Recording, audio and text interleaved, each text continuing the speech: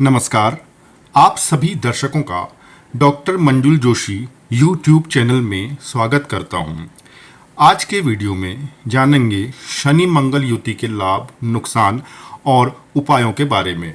इसे ही द्वंद्व योग भी कहा जाता है। साथियों, फल दीपिका ग्रंथ में इस योग को बहुत ही खराब बताया है। साथ ही ऐसा व्यक्ति परेशान और दुखी होता है, झूठ बोलता है। ग्रहों की युति मानव जीवन पर व्यापक असर डालती है। यह युति यदि मित्र ग्रहों के बीच हुई है तो कई राशियों को शुभ फल प्राप्त होता है, लेकिन वैदिक ज्योतिष के अनुसार जब यह युति शत्रु ग्रहों के बीच होती है तो इसे कदापि शुभ नहीं माना जाता है। मंगल और शनि की युति जिस भी भाव में हो उसके फलों का नाश ही करती है। ज्योतिष में इस योग को बेहद ही अशुभ माना जाता है और मंगल देव और शनिदेव आपस में शत्रुता रखते हैं। इनका एक ही भाव में एक साथ युति करना किसी भी जातक के लिए खतरनाक ही होता है, क्योंकि यह दोनों स्वभाव से पाप ग्रह माने जाते हैं। 36वें वर्ष के बाद जीवन में कुछ स्थिरता आती है।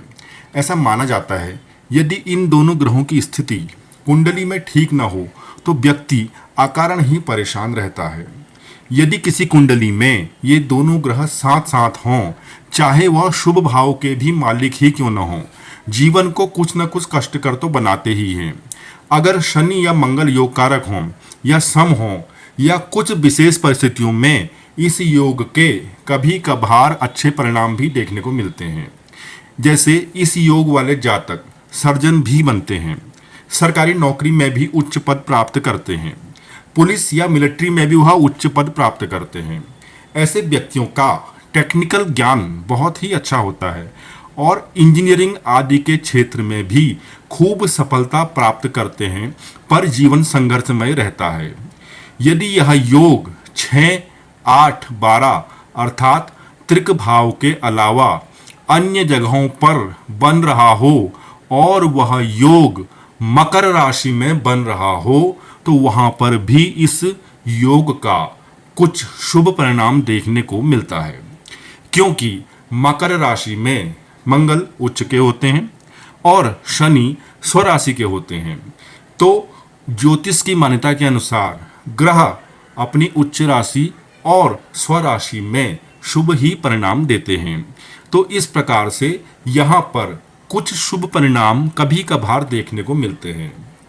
इसी प्रकार शनि मंगल की युति यदि मेष राशि में निर्मित हो रही हो तो मेष राशि मंगल की स्वराशि है और शनिदेव इस राशि में नीच के हो जाते हैं, तो इस दृष्टि से यहाँ पर नीच भंग राजयोग का निर्माण होता है, जो कि भाव के अनुसार कुछ शुभ फल प्रदान करता है।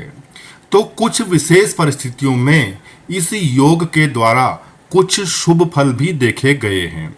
साथियों, आइए जानते हैं विभिन्न भावों में इनके फल। यदि शनिदेव और मंगल देव की युति प्रथम भाव में हो तो व्यक्ति चिड़चिड़ा, अहंकारी, क्रोधी होता है, सही निर्णय नहीं कर पाता है। इस युति में दुर्घटना का भय बढ़ जाता है। अतः आप यदि वाहन इत्यादि चलाते हैं तो बहुत ही संभल करके आपको चलाना चाहिए और वाद विवाद से बचना चाहिए। साथियों, यदि आप पहली बार मेरे चैनल पर आए हैं तो इसी प्रकार ज्योतिष से संबंधित जानकारी मुफ्त में प्राप्त करने के लिए चैनल को सब्सक्राइब करें। नए वीडियो की नोटिफिकेशन के लिए बेल आइकन को आप प्रेस कर सकते हैं। साथियों, वीडियो पसंद आए तो लाइक और शेयर करें। अब जानते हैं दूसरे घर में इस युति के क्या लाभ होते हैं। दूसरे भाव में स्थित होने से व्यक्ति को पैतृक संपत्ति मिलने में कष्ट आता है और जो सेविंग्स होती है उसमें भी हानि होती है। रोगों की बात करें तो गले से संबंधित रोग होते हैं और पारिवारिक समस्या बनी रहती है। साथियों, तीसरे भाव में यदि मंगल शनि की युति है तो छोटे भाई बहनों को कष्ट होता है और व्यक्ति का पराक्रम बहुत ज़्यादा बढ़ जाता है तथा मेहनत करने पर परिणाम नहीं मिलते। चतुर्थ भाव में इस युति के होने से माता को कष्ट होता है और मंगल दोष का कुप्रभाव और ज़्यादा बढ़ जाता है। यदि मंगल दोष वाली जगहों पर मंगल शनि की युति हो रही है, अर्थात 1, 4, 7, 8, 12 में यह युति बन रही है, तो वैवाहिक बाधा रहती है। विवाह होने के बाद भी जीवन सुखमय नहीं रहता है और अलगाव की स्थितियां भी कई बार बन जाती हैं। साथियों, यदि यह युति पंचम भाव यानी संतान भाव पर हो रही है तो संतान संबंधी परेशानियां होती हैं, संतानोत्पत्ति में समस्याएं आती हैं।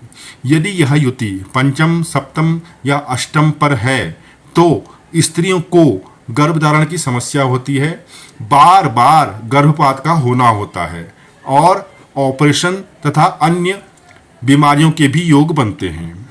छठे और आठवें घर में भी यह युति स्वास्थ्य संबंधी बड़ी परेशानियां उत्पन्न करती है। तो इस प्रकार की युति आपके स्वास्थ्य के लिए तो अच्छी नहीं है, साथ ही साथ आपके ऊपर कर्ज को भी बढ़ाती है और आप षड्यंत्र के शिकार भी हो सकते हैं। साथ ही साथ गुप्त शत्रुओं से ज़्यादा घिरा रहता है। यदि यह युति 7वें भाव में है तो विवाह संबंधी परेशानियों का होना होता है और रिश्ते नहीं मिलते, मनपसंद जीवन साथी नहीं मिलता है, कुछ न कुछ रुकावट आती है। अगर यह युति 9वें घर यानी कि भाग्य स्थान पर है तो भाग्य को कमजोर करती है, जीवन को संघर्षमय बनाती है, भाग्य का साथ नहीं मिलता और मंगल शनि की युति से असफलता ही हाथ लगती है। साथियों, मंगल और शनि की जो युति है यह कुंडली में कहीं पर भी हो, इसके होने से करियर में असफलताएं होती हैं। यदि यह युति 10वें स्थान पर है तो आपको अपने करियर में बहुत सी असफलताओं का सामना करना पड़ेगा और करियर संबंधी स्थिरता नहीं आएगी। साथ ही साथ अपने से उच्च स्तर के जो अधिकारी हैं उनका भी सानिध्य आपको प्राप्त नहीं होगा और उनसे आपको कोई लाभ नहीं होगा। 11वें स्थान पर यह युति आय से प्राप्त होने वाले धन की हानि करती है। यदि यह युति सम या शुभ है तो अचानक आर्थिक लाभ भी बहुत बार प्रदान करती है और 11वें भाव पर यह युति कई बार व्यक्तियों को उच्च पद पर भी बैठाती है। अब बात करते हैं 12वें घर की। 12वें घर में यह युति बिल्कुल भी अच्छी नहीं मानी जाती है क्योंकि 12वां घर व्यय का घर है। यहाँ पर शनि मंगल की युति व्यर्थ के पैसे खर्च कराती है, कोर्ट कचहरी अस्पताल में ज़्यादा पैसा खर्च होता है। यह युति जीवन में उथल पुथल पैदा करती है। ऐसे जातकों को मांसपेशियों में दर्द की शिकायत, पाचन तंत्र की समस्या, जोड़ों की समस्या, रक्त संबंधी बीमारियां भी होती हैं। इन दोनों के योग के फलस्वरूप घर पर बहुत बार चोरी होने के योग भी बन जाते हैं।